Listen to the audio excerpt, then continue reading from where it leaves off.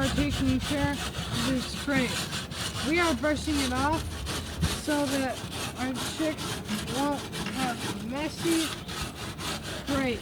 Yeah, when we started this entire thing, you can see the little blue stuff on it. It was entirely covered.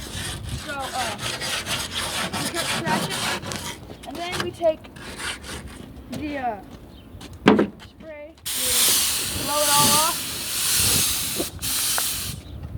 and we just keep doing it, and that's good enough. And then over here, we have this thing.